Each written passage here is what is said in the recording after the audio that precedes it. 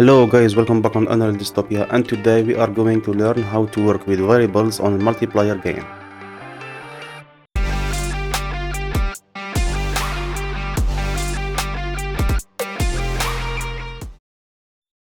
So guys, if you just started creating a multiplayer game, you should know something about variables.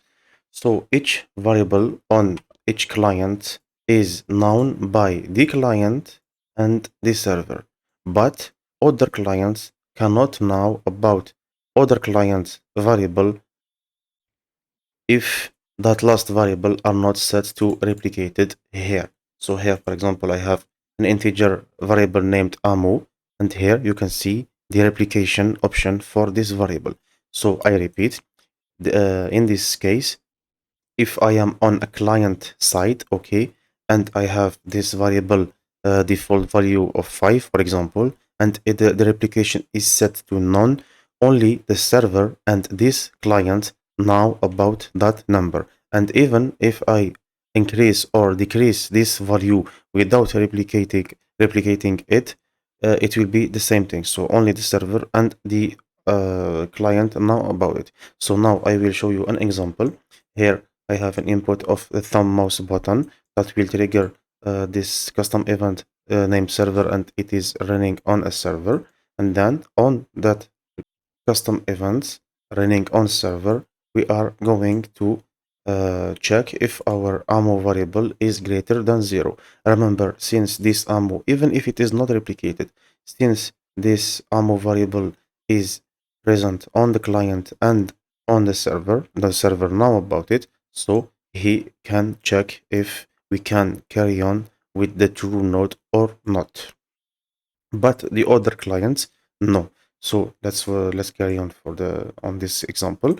So here, if our ammo variable is greater than 0, we are going to spawn on a server side a projectile actor, which is this sphere. You will see, which is this sphere that you are seeing here. Okay, guys, great.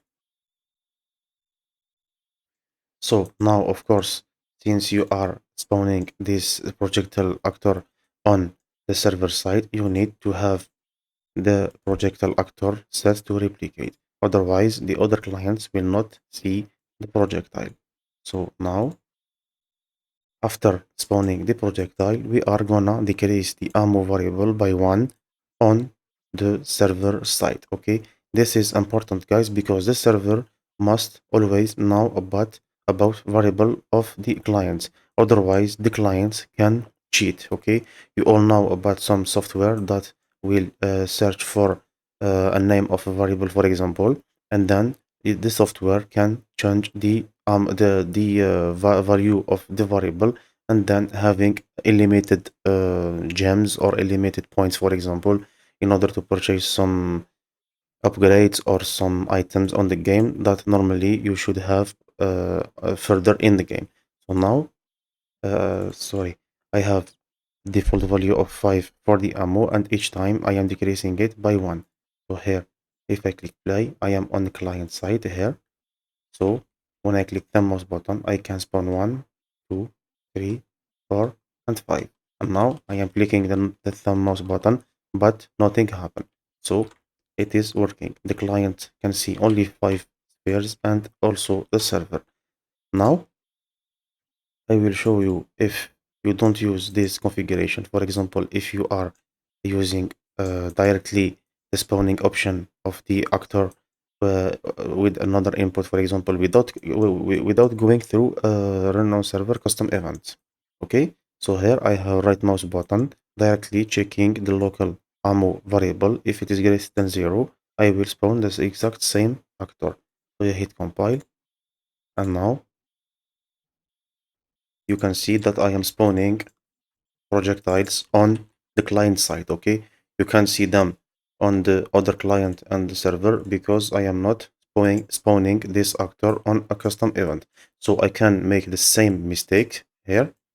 For example, I can add a custom event running on a server and spawning the actor, and here I will call the custom event. So here,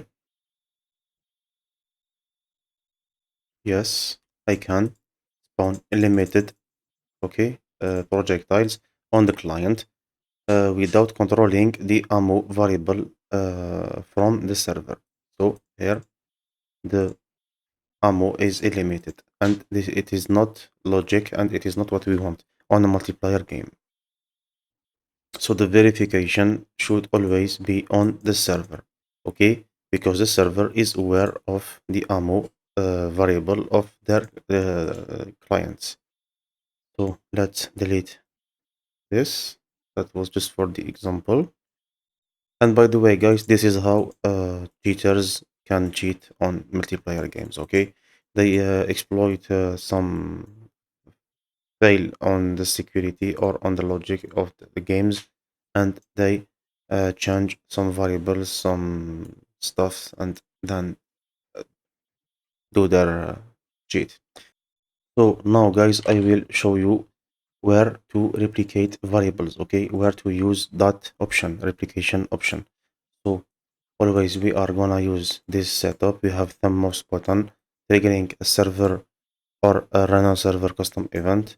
That run on server custom event is gonna check the ammo variable, okay, which is optional here because we are using another variable to test, which is the die BP, okay. Remember, this variable is used to go through a new state machine on the onion blueprint, which is dying, okay. Here I invite you to see my previous video about how to replicate animations to understand how we did it. So now here I have a simple projectile spawning system. Of course, the projectile must be replicated. And on the projectile, I have a simple hitting or on actor hit event, okay, that is binding from the event taking play.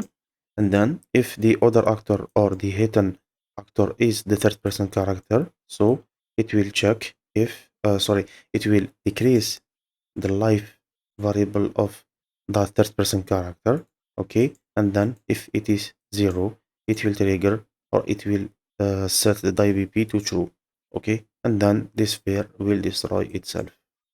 So remember what I told you, variables that are not replicated are only known by the owning client, okay, and the server.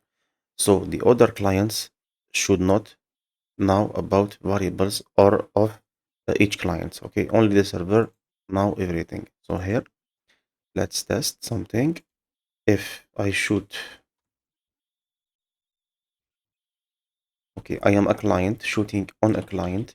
So here, only the server should see, okay, only the server should see the client die, not the first client, and of course the owning client, because he is aware of his own variable. But the shooter cannot see the client dying. But here, guys, you can see that I am not using custom events, okay? That projectile is spawned on a server. So here we are on a server. So how do we do in order to have the shooter seeing the client dying? Of course, we need to set the dying variable set to replicated. The replicated option allow the server to tell everyone about the state of clients or unknown clients. Okay. So here, if we repeat the operation, I am a client shooting a client. Now the shooter can see the client dying, and the server can see also the client dying. So there is one important thing that I didn't tell you guys, is that when you are using custom event running on a server and changing an replicated variable of a client, beware that that client is seeing its own variable changing, okay. But if the client is changing a replicated variable without going through a custom event running on a server, the variable will be not changed on the server. Okay, I hope this is clear.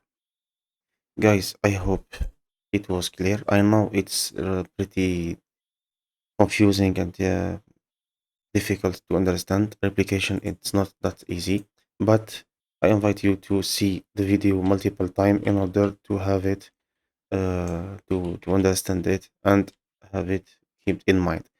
So thank you for watching, guys. See you in the next tutorial.